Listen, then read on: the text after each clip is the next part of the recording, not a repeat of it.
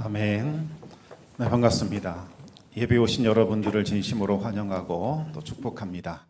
우리 정담교회는 은혜가 샘솟는 교회, 부흥이 시작되는 교회입니다. 우리 하나님의 위로와 평강이 여러분과 또 여러분의 가정에 함께 하시기 바랍니다. 여러분, 오로지 세상적인 지식으로만 복음을 깨달을 수 있을까요? 불가능한 일입니다. 복음은 지금까지 우리가 알아왔던 모든 세상 법칙과 완전히 반대가 되기 때문입니다. 세상 법칙은 승리한 사람, 이기는 사람, 그 사람이 구원을 얻는 거지요. 열심히 노력하고 경쟁에서 승리하는 사람이 구원을 획득합니다. 거저주는 것은 없습니다. 공짜는 미끼 상품에 불과하지요. 그보다 더 큰 대가를 치러야 합니다. 모든 종교들도 그와 같은 법칙을 따릅니다. 다른 사람들과는 구별되는 차이점이 있어야 구원을 받는다, 그렇게 주장을 합니다. 일반인들은 감히 흉내낼 수 없는 선행이나 구제를 했다거나 고승들이나 할 수 있는 고된 수행이나 고행을 수련해야 합니다. 하늘을 감동시킬 만한 치성을 바쳐야 간신히 구원받는다, 그렇게 말을 하지요. 그러나 복음은 그렇지 않습니다. 복음은 우리 인간에게 구원의 열쇠가 주어지지 않았다, 그렇게 선언을 합니다. 인간이 아무리 수고하고 애쓰고 노력한다 할지라도 구원받을 수 없다는 겁니다.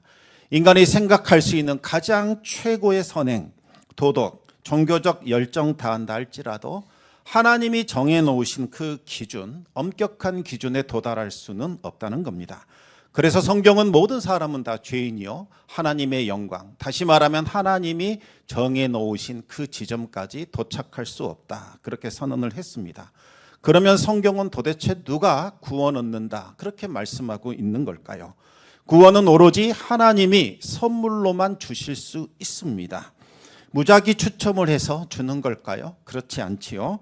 예수님을 믿고 영접한 사람, 그들에게 구원을 선물로 베풀어 주십니다. 그러면 도대체 예수님을 믿고 영접한다, 어떤 의미일까요? 예수님과 인격적인 관계를 맺는 것, 그것을 뜻하는 겁니다.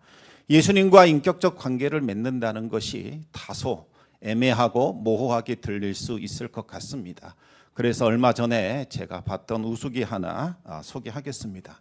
한 젊은 청년이 동네에 막 결혼한 형님을 찾아가게 됩니다. 형님, 결혼하면 좋습니까? 라고 물었습니다. 그러자 그 형님이 담담하게 좋다 싫다 말하지 않고 이런 대답을 합니다. 결혼이란 무엇인가? 내가 좋아하는 여자친구와 뭐든지 함께 하는 거야. 밥도 이제 같이 먹고 밤늦게까지 데이트해도 되고 TV도 같이 보는 거지.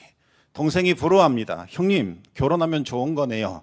그러자 형님이 슬픈 목소리로 대답을 합니다. 그런데 그 여자친구가 집에를 안 가. 나 이제 TV도 봐야 되고 게임도 해야 되고 술 친구도 만나야 되고 해야 할 일이 많은데 여자친구가 집에를 안 가고 내 옆에 붙어 있네. 동생은 고개를 숙이고 더 이상 말을 하지 않았습니다. 여러분, 예수님 믿고 영접한다는 것, 이제부터 예수님과 영원토록 함께하는 것, 그것을 뜻하는 거지요. 예수님을 영접하기 전에는 나 홀로 살아왔습니다. 내가 내 인생 주인이었지요. 내 힘, 내 능력, 내 지혜를 사용하여 내가 원하는 것, 내가 뜻하는 것, 내가 이루고 싶은 것, 그것을 위하여 살아왔습니다. 하나님과 전혀 관계없는 삶을 살았던 거지요. 그래서 우리 영혼은 늘 고독했습니다. 외로웠고 쓸쓸했습니다. 우리 인생의 허무함이 찾아온 겁니다. 그러나 예수님을 믿고 영접하게 되면 예수님을 나의 주, 나의 구원자, 나의 보호자, 나의 하나님으로 모시게 됩니다. 구원은 바로 그들에게 주어지는 하나님의 선물인 거지요.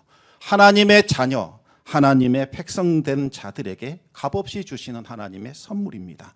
하늘로부터 부어지는 그 은혜를 매일 매순간 누리며 풍성하고 충만한 삶을 살게 되는 겁니다. 예수님을 믿고 영접하려면 먼저 하나님과 서약을 맺어야 합니다.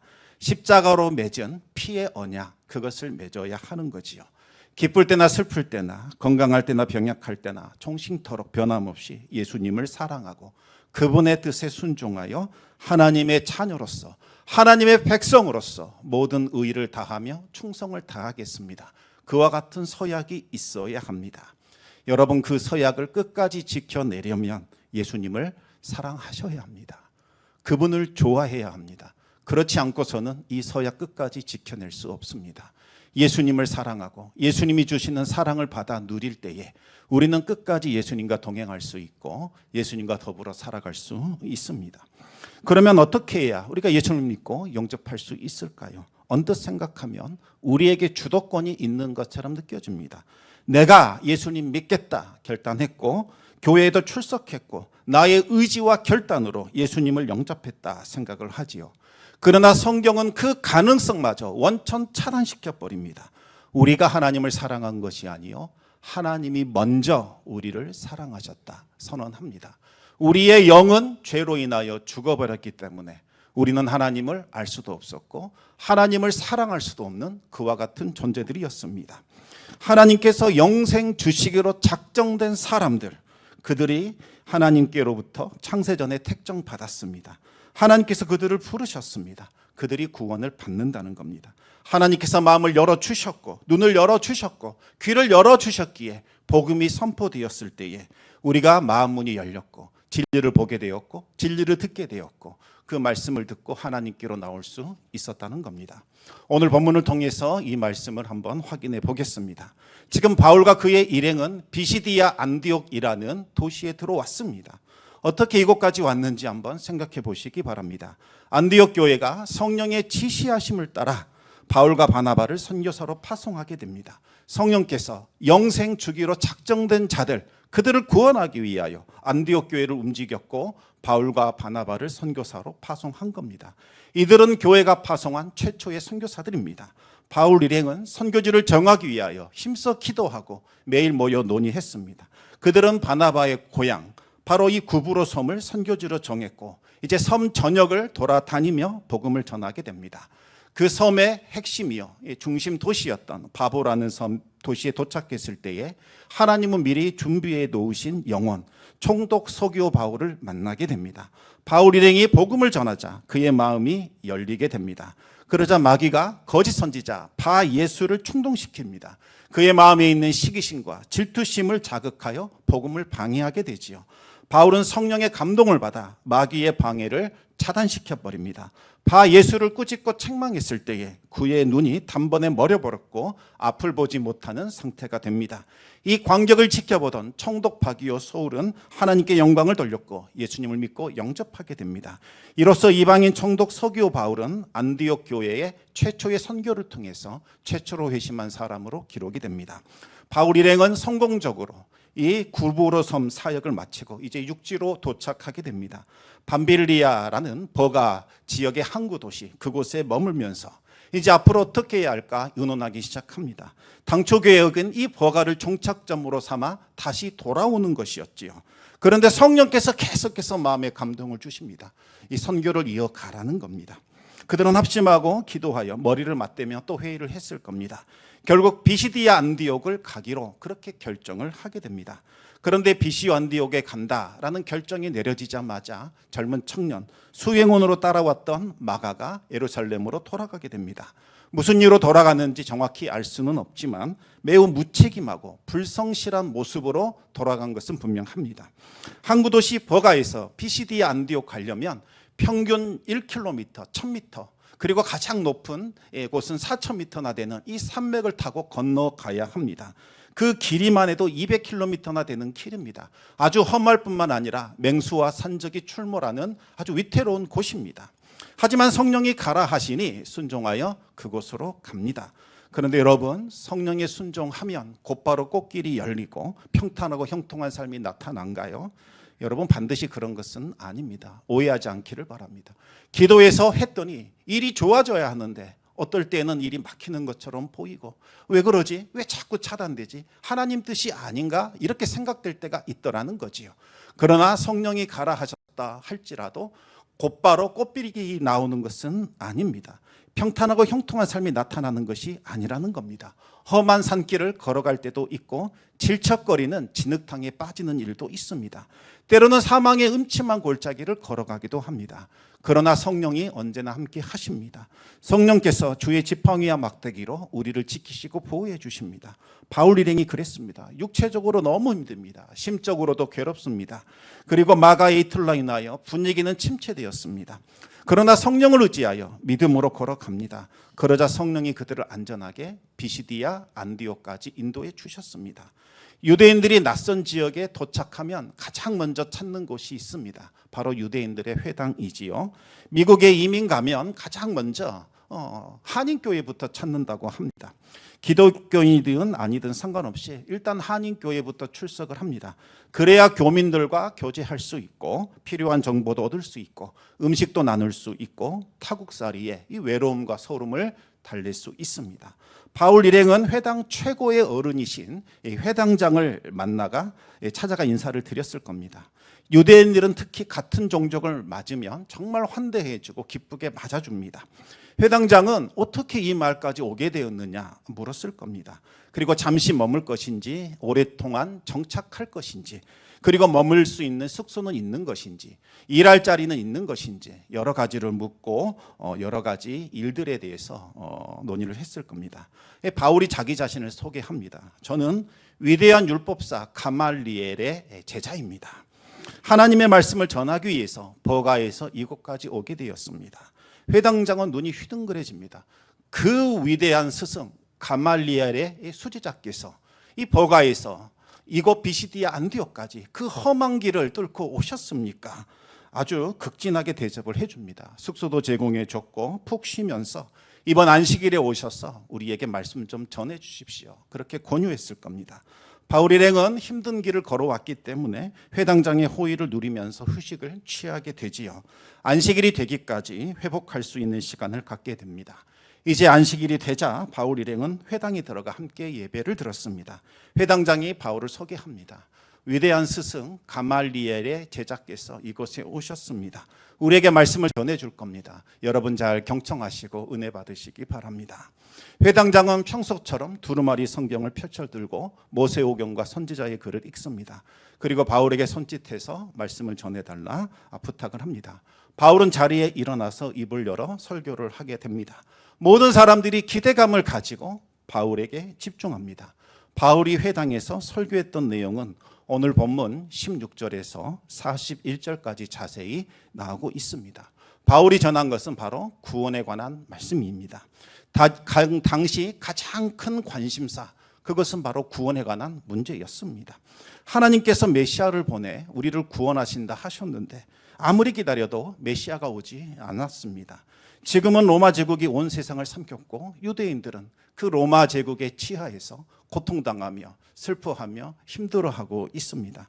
하나님께서 모세를 보내신 것처럼 이제 메시아를 보내셔서 우리를 구원해 줘야 하는데 왜 오지 않을까? 그와 같은 의문이 있었던 거지요. 그들은 메시아를 기다리고 간절히 원했습니다. 그래서 이것을 메시아 대망 사상 이렇게 부르는 거지요.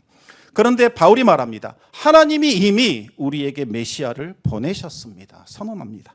회당에 있던 유대인들, 경건한 이방인들 모두 정신이 바짝 들었을 겁니다. 뭐라고? 지금 우리가 무슨 소리를 듣는 건가? 메시아가 오셨다고? 로마 제국에서 해방시켜 줄 수 있는 모세와 같은 지도자, 그가 왔다는 줄 알고 다들 귀를 쫑긋 세웠을 겁니다. 그런데 들어보니 좀 이상합니다. 십자가에 달려 죽으신 예수님, 그분이 하나님이 보내신 메시아라는 거지요. 바울은 예루살렘의 유대인들과 로마의 관리들이 그 사실을 몰라서 하나님의 말씀을 이해하지 못해서 예수님을 죄인으로 간주하고 십자가에 못 박아 버렸다. 이렇게 말을 합니다. 여러분, 이게 무슨 해괴망측한 말입니까? 모세는 10가지 재앙으로 애굽을 벌하고 심판했습니다. 그 결과로 이스라엘을 해방시킬 수 있었습니다. 앞으로 오실 메시아는 모세보다 훨씬 더 강하고 능력이 많아야 합니다. 그래야 로마 제국을 벌하고 유대인들을, 이방인들을 해방시킬 수 있을 겁니다. 그런데 그 메시아가 싸워보지도 못하고 십자가에 달려 죽었다고 합니다.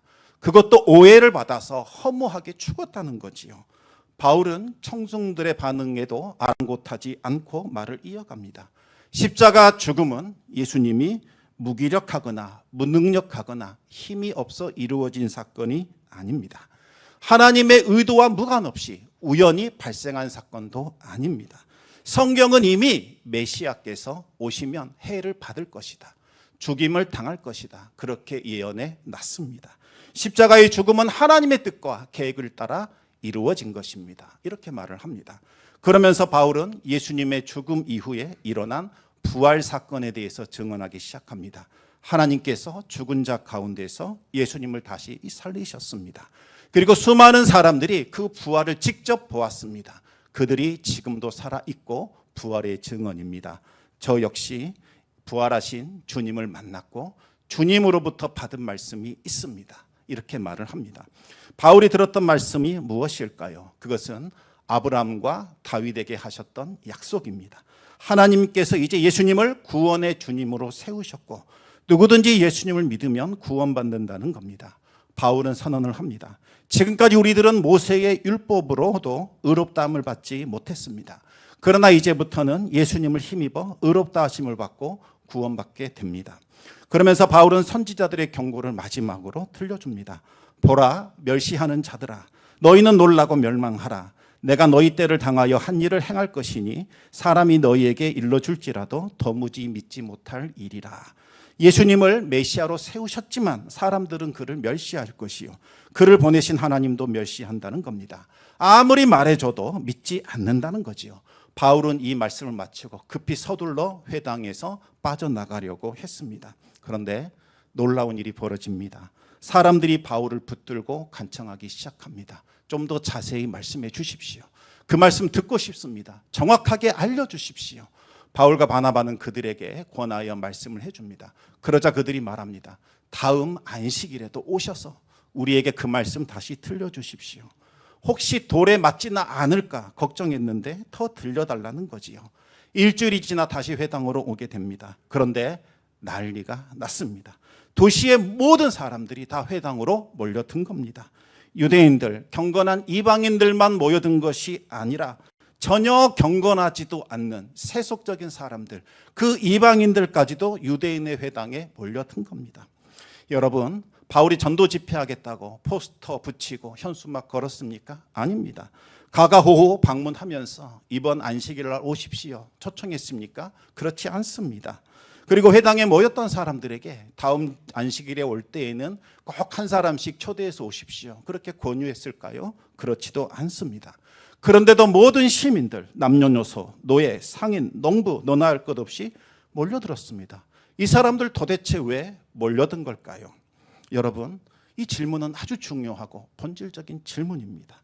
멋있고 세련된 연예인 보겠다고 모여든 것 아닐 겁니다. 흥미로운 오락거리가 있다더라 그래서 모인 것도 아닙니다. 그들은 복음 들으려고 온 겁니다. 여러분, 교회가 존재하는 목적은 복음을 가감없이 선언하는 것이요, 그 복음에 합당한 자로 살아가는 것, 이것이 교회가 존재하는 이유입니다. 사람들은 영적인 존재입니다. 영적인 칼급함, 공허함을 가지고 다들 살아갑니다. 부자도 가난한 자도, 권력자도 약한 자도, 큰 명예와 인기를 가진 자도, 이름 없는 자도, 뛰어난 지성인도 배우지 못한 사람도 육적인 것만으로는 채울 수 없는 영적인 갈급함과 목마름이 있다는 거지요. 사람은 떡으로만 살 수 없습니다. 하나님의 말씀으로 심령을 채워야만 살아갈 수 있습니다. 이방인들 중에는 이 영적인 기근에서 벗어나기 위하여 몸부림치던 사람들이 있었습니다. 돈과 술과 쾌락과 향락으로는 도저히 채워줄 수 없는 허무함, 그것에서 벗어나려고 하는 사람들이 있었다는 거지요. 그들은 영원한 진리와 가치를 찾아 헤매고 있었습니다. 그런데 그들의 눈에 유대인들이 들어온 겁니다. 유대인들은 저 방탕한 이방인들과는 조금 달랐습니다. 그들은 율법을 지키며 경건과 구제와 기도에 힘을 썼습니다. 그 모습을 보면서 유대인들에게 매료가 됩니다. 그들은 회당에 출석해서 율법도 배웠고 구제와 선행과 기도에도 힘을 썼습니다. 그랬더니 이 갈증이 조금은 해소되는 듯한 느낌을 받았습니다. 하지만 여전히 채워지지 않는 공허함, 허무함이 있었습니다. 진리와 영원한 가치에 대한 목마름이 있었고 구원에 대한 두려움과 불안함이 사라지지 않았습니다. 그런데 바울이 전하는 그 복음을 들었을 때에 성령의 임재가 그들을 사로잡기 시작합니다. 그러더니 그 배에서 생수의 강이 흘러나오는 것을 느끼게 됩니다. 이제는 두 번 다시 물 기르러 올 필요가 없을 정도로 솟아나는 샘물이 차고 넘치는 경험을 하게 됩니다. 그러자 그 공허함도 그 갈증도 순식간에 사라집니다. 처음 겪어본 일이었습니다. 혼자만 이 경험을 할 수 없어서 우물가의 여인처럼 친구들과 가족들과 이웃들에게 알립니다. 여러분, 이것이 전도입니다. 복음의 능력을 경험하게 되며 내 안에 예수 그리스도가 나를 지배하셔서 그분의 은혜와 그분의 생명력으로 나를 채우게 되면 우리는 입을 열어 하나님을 증언할 수밖에 없고 우리에게 일어난 변화를 사람들에게 알릴 수밖에 없습니다. 이때 전도가 시작이 되는 거지요. 엄청난 인파가 몰려들자 유대인들은 불편함과 동시에 위기감을 느끼게 됩니다. 원래 유대인들은 이방인들과는 상종하지 않습니다. 그들과 함께하면 부정해진다라고 믿었기 때문이죠. 하나님을 경외하는 고넬료가 그래서 베드로를 초청했을 때에 베드로는 그 집에 가야 하나 말아야 하나 망설였습니다. 만약 하나님께서 환상을 보여주지 않으셨다면 베드로는 그 집에 들어가지 않았을 겁니다. 고넬료처럼 하나님을 경외하는 이방인들, 그들만은 예외적으로 회당에 들어올 수 있도록 허용해 줬습니다. 그러나 조용히 저 뒤에 앉아 참관할 수 있는 정도만 허용해 줬습니다. 유대인들도 그 정도는 눈 감아준 거죠. 그런데 오늘은 방탕한 이방인들, 전혀 경건하지 않는 사람들이 이 거룩한 회당으로 몰려든 겁니다. 회당을 지키는 이 지도자들, 이 상황이 너무나 불편하고 화가 났을 겁니다. 다 내쫓고 싶은 심정이었을 거지요. 그러면서 동시에 위기감을 느끼게 됩니다. 이들은 유대인이 되겠다, 개종하러 온 사람이 아닙니다.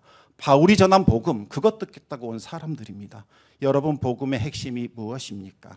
회당에서 전하는 이 율법, 그것만으로는 의로워질 수도 없고 구원받을 수 없다는 겁니다. 유대인들이 십자가에 못 박아버린 예수님, 그분을 믿어야 의롭게 되고 구원받을 수 있다라는 겁니다. 그동안 하나님을 경외하는 이 이방인들이 회당에 재정적인 후원을 많이 해줬습니다. 그들 중에는 사회적인 지위와 재력과 권세와 영향력 행사하는 사람들도 있어서 어려움에 처할 때마다 큰 도움이 되었습니다. 그런데 그들의 마음이 바울에게로 쏠려버린 겁니다. 그러자 시기심과 질투가 생겨나게 되지요. 마귀는 이 시기심과 질투를 아주 잘 사용할 줄 아는 최고의 전문가입니다. 유대인들은 일단 바울에게 달려들어 무조건 반박하고 비방하기 시작을 합니다. 말이 되느냐 안 되느냐는 중요하지 않지요. 진리냐 하나님의 뜻이냐, 이것 궁금하지 않습니다. 무조건 내 뜻을 관철시켜야 하고 상대방을 무너뜨려야 합니다. 회당은 순식간에 아수라장으로 변하게 됩니다. 바울은 그 모습을 바라보며 성령의 강한 감동을 받게 됩니다. 바울은 입을 열어 최후 통첩을 날렸습니다. 하나님의 말씀을 먼저 당신 유대인들에게 전하는 것이 마땅한 일입니다. 그러나 당신들은 영생을 얻는데 합당하지 않은 사람들처럼 행동하고 있습니다. 영생을 받지 않겠다 작정한 사람들처럼 보입니다. 이제 우리는 이방인에게로 갈 겁니다. 가장 먼저 복음을 들어야 하는 대상은 유대인들입니다. 그들이 메시아에 대한 약속을 받았기 때문이지요. 다윗의 후손에서 메시아가 태어날 것이다 라는 약속을 받았습니다. 그러면 메시아를 기다리고 메시아를 가장 먼저 영접해야 하는 사람들이 바로 유대인들입니다. 그러나 메시아가 오셨을 때에 그들은 지금까지 누리고 있던 기득권들, 이것에 방해가 된다는 이유로 메시아를 신성 모독자로 처형했고 십자가에 못 박아 버렸습니다. 영생과 구원과 메시아보다는 지금 눈앞에 보이는 세속적인 이권과 이득이 더 중요했던 거지요. 그들은 복음을 거부했고 영생을 발로 차버렸습니다. 바울이 이후로는 이방인들에게 복음을 전할 것이다 라고 말하자 또 놀라운 일이 벌어지게 됩니다. 이방인들이 그 말을 듣고 크게 기뻐했고 하나님을 찬송했습니다. 바울이 전하는 복음을 믿었던 겁니다. 바울조차 이 광경이 믿기지 않았습니다. 왜 이 사람들 복음을 듣는 걸까? 어찌하여 이런 일이 일어나게 된 걸까? 우리 같이 사도행전 13장 48절 말씀을 읽어보겠습니다. 이방인들이 듣고 기뻐하여 하나님의 말씀을 찬송하며 영생을 주시기로 작정된 자는 다 믿더라. 아멘. 여러분, 바울이 전한 복음 무엇입니까? 복음 믿으면 경제적으로 조금 더 나아지고 윤택해질 겁니다. 여러분의 삶의 문제가 해결함 받을 겁니다. 형통해질 겁니다. 이런 세속적인 차원의 말은 단 하나도 하지 않았습니다. 예수님 믿으면 죄 사함 받고 구원받는다, 원색적인 복음을 전했을 뿐입니다. 그런데 방탕하고 타락한 삶을 살던 이방인들이 믿고 기뻐하며 하나님을 찬송하더라는 거죠. 여러분, 이게 가능합니까? 불가능한 일입니다.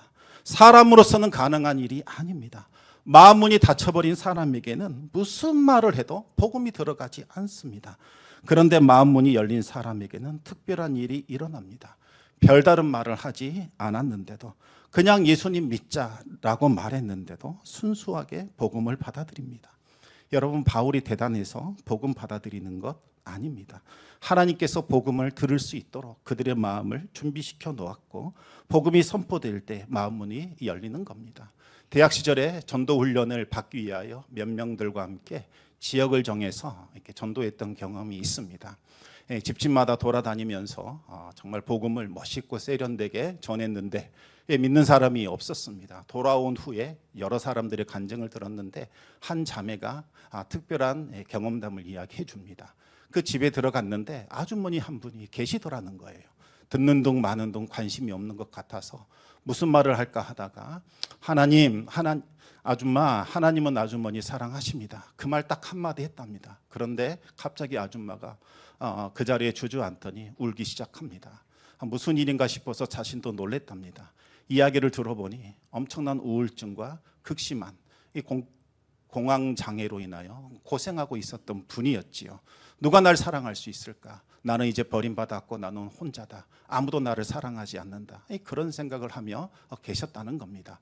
그런데 전혀 알지 못한 여자 청년 하나가 들어오더니 하나님은 당신을 사랑합니다. 아주머니를 사랑하십니다. 그 말을 하는데 말할 수 없는 위로와 감격이 쏟아지더라는 거지요. 그래서 그 자리에 주저앉아 울었다고 합니다. 그러면서 복음을 듣고 영접했다는 그러한 말을 들었습니다. 그 자매도 그와 같은 일을 예상하고 뭔가 성령의 감동을 받아 한 것도 아닙니다. 그냥 시킨 대로 했을 뿐입니다. 그런데도 놀라운 일이 일어나게 된 거지요. 이것은 사람이 할 수 있는 일이 아닙니다.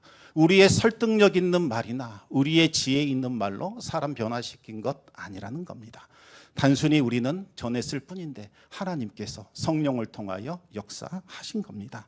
오늘 본문 보시기 바랍니다. 같은 시간, 같은 장소, 같은 사람들로부터 똑같은 복음을 들었습니다. 그런데 누구는 믿었고 누구는 시기 질투가 일어났습니다. 무엇 때문에 이런 차이가 나타난 걸까요? 하나님께서 영생 주시기로 작정된 사람들, 바로 작정되었느냐 그렇지 않느냐의 차이라는 겁니다. 하나님께서 작정한 사람들만이 복음을 들을 수 있고 믿음을 가질 수 있습니다. 여러분, 우리의 선택과 우리의 결단보다 하나님의 작정이 먼저라는 겁니다. 작정된 사람에게 복음이 들어갈 때에 복음을 듣고 믿음을 갖고 구원받을 수 있습니다. 이 원래 작정이라는 말은 군사 용어로 쓰였다고 합니다. 자리를 이탈해버린 병사들, 탈영한 사람들이겠지요. 그들을 다시 원래 위치로 되돌릴 때 쓰는 단어가 작정이라는 말이랍니다. 여러분, 우리는 모두 다 하나님께서 벗어났고 영생에서 벗어난 자들입니다. 그런데 그들 중에 누군가는 하나님께서 원위치로 돌려놨다는 거지요. 그 사람들에게 복음이 전해지면 복음을 듣고 믿음을 갖게 되는 겁니다. 우리가 복음을 듣게 된 것, 그리고 예배 자리에 앉아 있는 것, 하나님을 높일 수 있는 것, 먼저 하나님께서 우리를 영생의 자리, 구원받는 아들의 자리로 옮겨 놓으셨기에 가능한 일이라는 겁니다. 하나님이 우리가 말씀하실 때 여러분이 고막의 진동을 통하여 말씀하신다, 이렇게만 생각할 수는 없습니다. 대부분 우리의 마음의 진동을 통하여, 마음의 울림을 통하여 말씀을 하십니다. 하나님이 먼저 우리의 마음을 감동시키십니다. 성령님도 우리의 마음을 감동시키십니다. 그리고 마귀도 유혹과 미혹으로 우리의 마음을 움직이려고 합니다. 마음이 먼저 움직인 후에 우리의 의지와 결단이 따르는 거지요. 하나님께서 우리에게 믿고자 하는 마음, 그 감동을 주실 때에 우리가 한번 믿어볼까? 나가볼까? 그와 같은 생각을 갖게 되는 겁니다.